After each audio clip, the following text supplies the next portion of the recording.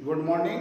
अपना last topic था Windows operating system की विशेषताएं और आज अपन करेंगे CUI ऑपरेटिंग सिस्टम की विशेषताएं या डॉस ऑपरेटिंग सिस्टम की विशेषताएं। इस पे एक दफ़े क्वेश्चन आया हुआ है कि डिस्क ऑपरेटिंग सिस्टम की विशेषताएं लिखो या CUI एनवायरनमेंट जो होता है उसके ऑपरेटिंग सिस्टम की विशेषताएं लिखो। तो इनमें 5-6 विशेषताएं हैं क्योंकि ये पुराना ऑपरेटिंग सिस्टम है, अब ये वर्किंग में नहीं है। तो सबसे पहली तो इसकी विशेषता ये है कि ये यूज़र को काम करने के लिए CUI एनवायरनमेंट देता है, कैरेक्टर यूजर इंटरफेस एनवायरनमेंट देता है, और जिसके अंदर वही व्यक्ति काम कर सकता है जिसको कमांड का नॉलेज हो। अगर कमांड का नॉलेज नहीं है तो CUI एनवायरनमेंट में कोई भी यूज़र किसी भी प्रकार का कार्य नहीं कर सकता। दूसरी इसकी जो विशेषता है वो ये है कि ये operating system single user single task है, जिसका अर्थ है कि इसमें एक समय में एक ही व्यक्ति कार्य करेगा और एक ही कार्य करेगा। जबकि GUI क्या था, सिंगल यूजर मल्टीटास्क था और कुछ विशेष कंडीशन में मल्टी यूजर मल्टीटास्क भी बन सकता था। लेकिन आपका जो CUI ऑपरेटिंग सिस्टम है जिसका एग्जाम्पल है MS DOS Microsoft disk operating system, ये केवल और केवल single user single task operating system है। इसमें एक समय में एक ही व्यक्ति कार्य कर सकता है और एक ही कार्य कर सकता है। दूसरी विशेषता ये हो गई इसकी। तीसरी विशेषता जो इसकी है वो ये कि DOS ऑपरेटिंग सिस्टम द्वारा फाइल को एडिट करने के लिए टेक्स्ट एडिटर की सुविधा प्रदान की जाती है। देखो, अभी तो आप कोई भी फाइल बना रहे हो, उसमें आप टाइप करते हो और आपने कोई गलत कर दिया तो आप वहीं चेंज कर सकते हो। लेकिन डिस्क ऑपरेटिंग सिस्टम में जो सॉफ्टवेयर थे उनमें अगर आपको कोई काम करना होता था, कोई फाइल बनानी होती थी और फाइल के लिए कमांड था टाइप, तो उसमें अगर आपने कुछ गलत कर दिया तो फिर उसको ठीक नहीं कर सकते थे। लेकिन जैसे ही DOS 6.2 वर्जन आया उसके अंदर टेक्स्ट एडिटर की सुविधा दी गई। उसमें आप फाइल को ओपन करके कोई भी एडिटिंग का काम, कोई भी बदलाव करना है, कोई भी चेंज करना है तो वो आसानी से कर सकते थे। इसलिए इसकी विशेषता में अपन ये लिखते हैं कि डिस्क ऑपरेटिंग सिस्टम यूजर को टेक्स्ट एडिटर की सुविधा देता है। और टेक्स्ट एडिटर का यूज़ क्या है कि वहाँ पे आप अपनी फाइल को ओपन करके उसमें किसी भी प्रकार का चेंज करना चाहो तो आसानी से कर सकते हो। इसके बाद अगला है कि डिस्क ऑपरेटिंग सिस्टम विभिन्न प्रकार की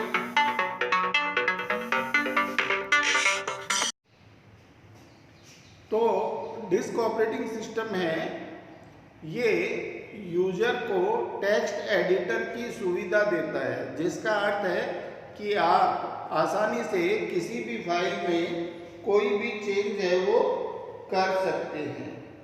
इसके बाद अगला है कि DOS ऑपरेटिंग सिस्टम है, ये यूजर को विभिन्न प्रकार के हार्डवेयर को जोड़ने में सपोर्ट करता है। आप कोई भी प्रकार की हार्डवेयर डिवाइस है, किसी भी कंपनी का कीबोर्ड है चाहे माउस है, वो इसमें आसानी से जोड़ सकते हो।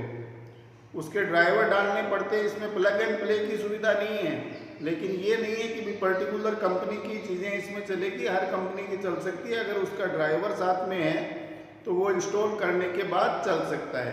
तो इसलिए अपन क्या कह रहे हैं कि जो डिस्क ऑपरेटिंग सिस्टम है ये विभिन्न प्रकार के हार्डवेयर को सपोर्ट करता है। आप किसी भी प्रकार का हार्डवेयर इसमें लाके जोड़ सकते हो। इसके बाद अगला है कि डिस्क ऑपरेटिंग सिस्टम में कार्य करने हेतु कम प्राइमरी मेमोरी की आवश्यकता होती है। जो रैम होती है वो काफ़ी कम आवश्यक होती है और उसकी वजह क्या है कि इस ऑपरेटिंग सिस्टम में जो बूटेबल फाइल्स है उनकी संख्या भी कम होती है और उनका आकार भी कम होता है। बूटेबल फाइल्स कौन सी होती है? जब अपन कंप्यूटर को ऑन करते हैं तो हार्ड डिस्क से ऑपरेटिंग सिस्टम की जितनी भी बूटेबल फाइल्स है वो सारी रैम में या प्राइमरी मेमोरी में आती है और वो आने के बाद ही अपना कार्य स्टार्ट होता है। तो GUI ऑपरेटिंग सिस्टम में बूटेबल फाइल्स की संख्या भी ज़्यादा होती है और उनका साइज भी बड़ा होता है, जबकि CUI और DOS ऑपरेटिंग सिस्टम में बूटेबल फाइल्स की संख्या भी कम होती है और इनका साइज भी कम होता है। इसके बाद नंबर 6 है कि डिस्क ऑपरेटिंग सिस्टम के द्वारा सेकेंडरी मेमोरी डिवाइसेस के लिए विभिन्न प्रकार के टूल्स प्रदान किए जाते हैं और उन टूल्स की सहायता से अपन सेकेंडरी मेमोरी को व्यवस्थित कर सकते हैं। डिस्क ऑपरेटिंग सिस्टम में सबसे बड़ा जो टूल है वो है F डिस्क। आप बिल्कुल नई हार्ड डिस्क लेके आ रहे हो, उसके पार्टीशन करना है, उसको फॉर्मेट करना है या पहले से बने हुए पार्टीशनों को तोड़ना है, तो इसमें एक कमांड होता है F डिस्क। उसकी सहायता से आप अपनी हार्ड डिस्क को जैसे चाहो वैसे व्यवस्थित कर सकते हो।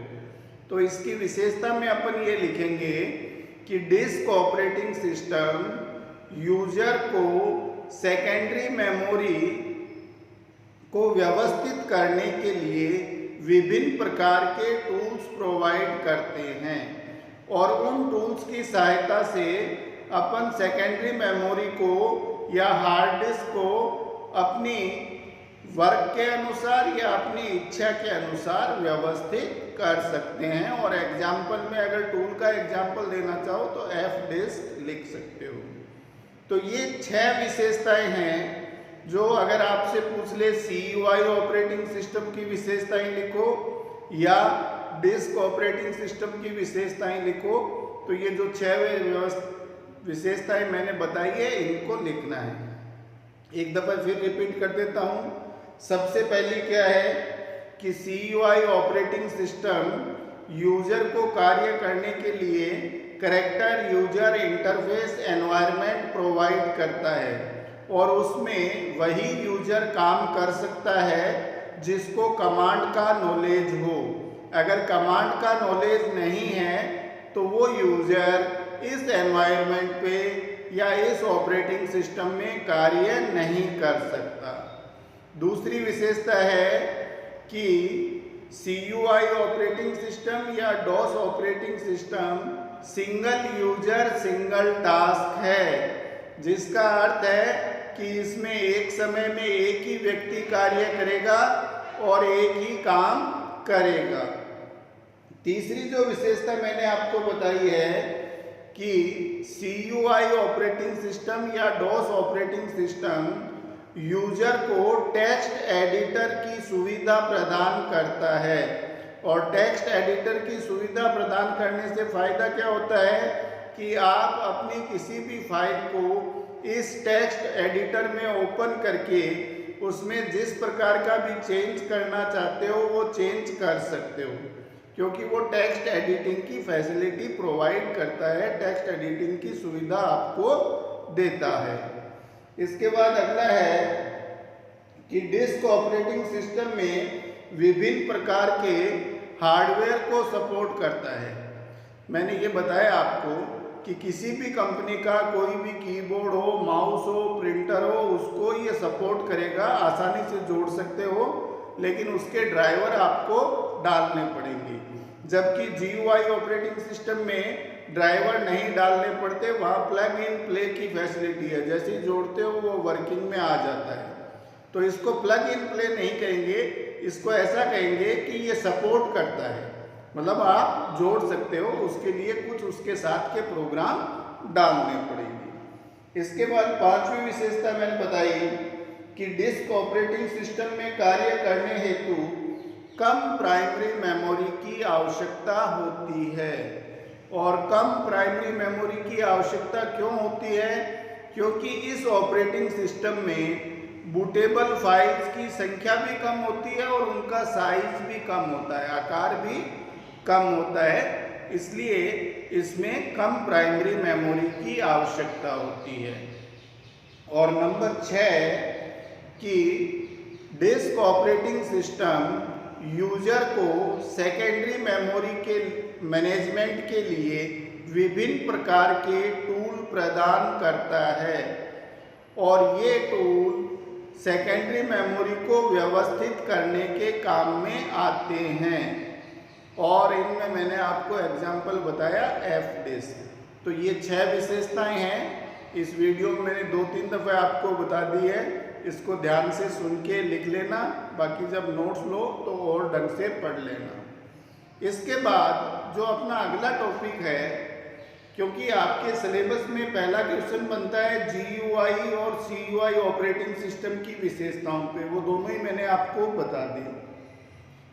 अब अगर ये बड़ा क्वेश्चन नहीं आएगा तो फिर इसमें आते हैं राइट शॉर्ट नोट्स ऑन। सबसे पहला है डेस्कटॉप।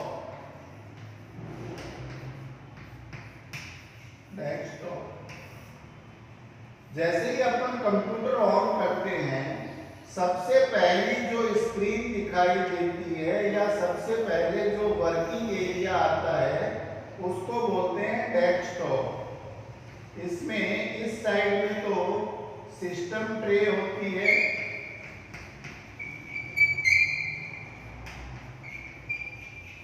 और इधर एक स्टार्ट बटन होता है और इसको कहते हैं टास्क बार। और यहाँ छोटे छोटे फोटोज दिखाई देते हैं, इनको कहते हैं आइकन्स। तो आपसे क्वेश्चन किया जा सकता है कि right short notes on desktop, और डेस्कटॉप जैसे ही पूछे तो सबसे पहले आपको कंप्यूटर पे जो फर्स्ट टाइम स्क्रीन दिखाई देती है वो शो करनी है। ऊपर आइकन्स दिखा देना लिख के, नीचे एक हॉरिजेंटल बार होती है जिसको क्षैतिज बार कहते हैं, इसको बोलते हैं टास्क बार। टास्क बार के लेफ्ट साइड में स्टार्ट बटन होता है और राइट साइड में सिस्टम ट्रे होती है। तो आपसे पूछा गया कि डेस्कटॉप क्या है, तो आपको लिखना होगा कि विंडोज़ ऑपरेटिंग सिस्टम से जब कंप्यूटर को बूट करते हैं या कंप्यूटर को रन करते हैं तो सबसे पहले जो वर्किंग एरिया आता है या सबसे पहले जो स्क्रीन दिखाई देती है उसको डेस्कटॉप कहते हैं। डेस्कटॉप को अपन वर्किंग एरिया भी कहते हैं, ठीक है। तो डेस्कटॉप क्या हुआ, विंडोज़ ऑपरेटिंग सिस्टम से सिस्टम बूट होने के बाद जो सबसे पहले स्क्रीन दिखाई देती है या सबसे पहले जो वर्किंग एरिया आता है उसको डेस्कटॉप कहते हैं। डेस्कटॉप में सबसे नीचे की ओर एक हॉरिजेंटल बार होती है, इस बार को टास्क बार कहा जाता है, ठीक है। और ऊपर छोटे छोटे फोटोज होते हैं, ग्राफिक्स होते हैं, उनको आइकन्स कहते हैं। और ये जितने भी आइकन्स हैं ये सब शॉर्टकट की के रूप में काम करते हैं। जिन जिन एप्लीकेशन में आपको ज़्यादा काम करना होता है उस आइकन्स को अपन डेस्कटॉप पर रख देते हैं और जैसे ही उन पे काम करना हो तो माउस द्वारा डबल क्लिक करके उसको एग्जीक्यूट या क्रियान्वित कर देते हैं। अब डेस्कटॉप के बारे में पूछे डायरेक्ट तो इतना ही लिखना है। इसके बाद अगर आपसे पूछ ले कि right notes on short notes on task bar, तो टास्क बार में आपको क्या लिखना है कि डेस्कटॉप पर सबसे नीचे की ओर एक हॉरिजेंटल बार होती है जिसको टास्क बार कहा जाता है। टास्क बार के लेफ्ट साइड में सिस्टम ट्रे होती है और राइट साइड में स्टार्ट बटन होता है। अब फिर आपको लिखना है सिस्टम ट्रे। तो सिस्टम ट्रे के बारे में क्या लिखोगे कि टास्क बार के राइट साइड में सिस्टम ट्रे उपलब्ध होती है। यह डेस्कटॉप पर दिखाई देती है। सिस्टम ट्रे का यूज शॉर्टकट की को रखने के लिए किया जाता है और यह कंप्यूटर के टाइम को भी रिप्रेजेंट करती है। अगर आपको कंप्यूटर में समय देखना है तो वो सिस्टम ट्रे के अंदर ही दिखाई देगा। दूसरा सिस्टम ट्रे में क्या दिखाई देगा, जो भी शॉर्टकट कीज बनी हुई है वो दिखाई देगा। और सबसे इम्पोर्टेंट, सिस्टम ट्रे के अंदर टास्क मैनेजमेंट वैल्यू पाई जाती है। टास्क मैनेजमेंट का मतलब कि जो टास्क आप कर रहे हो उससे रिलेटेड, उसके मैनेजमेंट से रिलेटेड सारी वैल्यू यहाँ मिलती है। फॉर एग्जाम्पल, आपने स्पीकर चला रखा है, गाने सुन रहे हो, तो स्पीकर की वॉल्यूम से संबंधित जितने भी ऑप्शन हैं वो आपको सिस्टम ट्रे में मिलेंगे, क्योंकि उस समय वो टास्क चल रही है और उसके मैनेजमेंट से रिलेटेड सारे यहाँ मिलेंगे। अगर आप प्रिंट आउट निकाल रहे हो तो प्रिंटर के मैनेजमेंट से रिलेटेड टूल आपको किस में मिलेंगे, सिस्टम ट्रे में मिलेंगे। तो सिस्टम ट्रे है क्या? सिस्टम ट्रे टास्क बार के राइट साइड में होती है। इसमें शॉर्टकट कीज को रखा जाता है। यहाँ कंप्यूटर टाइम को देखा जा सकता है। यहाँ टास्क मैनेजमेंट वैल्यू पाई जाती है। और टास्क मैनेजमेंट वैल्यू क्या है कि जो चीज़ आपने रन कर रखी है उसके मैनेजमेंट से रिलेटेड ऑप्शन आपको सभी कहाँ मिलेंगे, सिस्टम ट्रे में। तो आज अपन ने 3 टॉपिक किए हैं। सबसे पहला CUI ऑपरेटिंग सिस्टम की विशेषताएं, 6 विशेषताएं मैंने आपको बताई है। और दूसरा अपन आ गए शॉर्ट नोट्स पे। तो शॉर्ट नोट्स में सबसे पहले डेस्कटॉप। तो डेस्कटॉप मैंने बताया कि विंडोज़ ऑपरेटिंग सिस्टम से कंप्यूटर को बूट करने के बाद जो सबसे पहले स्क्रीन दिखाई देती है उसको डेस्कटॉप कहते हैं। डेस्कटॉप वर्किंग एरिया को प्रदर्शित करता है। डेस्कटॉप आने के बाद अपन काम करना स्टार्ट कर देते हैं। डेस्कटॉप में क्या मिलता है, नीचे एक हॉरिजेंटल बार है जिसको टास्क बार कहते हैं और ऊपर छोटे छोटे आइकन्स है जिनको किसी भी एप्लीकेशन की शॉर्टकट की कहा जा सकता है। डेस्कटॉप नहीं पूछे, आपसे पूछ ले भाई टास्क बार क्या है, तो टास्क बार डेस्कटॉप पर दिखाई देने वाली एक हॉरिजेंटल बार है और ये डेस्कटॉप में सबसे नीचे की ओर स्थित रहती है। टास्क बार के लेफ्ट साइड में स्टार्ट बटन होता है और राइट साइड में सिस्टम ट्रे होती है। अब आपसे पूछ ले सिस्टम ट्रे क्या है, तो सिस्टम ट्रे के लिए आपको ये बताना है कि टास्क बार में राइट साइड का एरिया सिस्टम ट्रे कहलाता है। सिस्टम ट्रे के अंदर शॉर्टकट की को रखा जाता है और कंप्यूटर वॉच यहाँ होती है और यहाँ पर टास्क मैनेजमेंट वैल्यू है वो पाई जाती है। अब कल अपन पढ़ेंगे स्टार्ट बटन।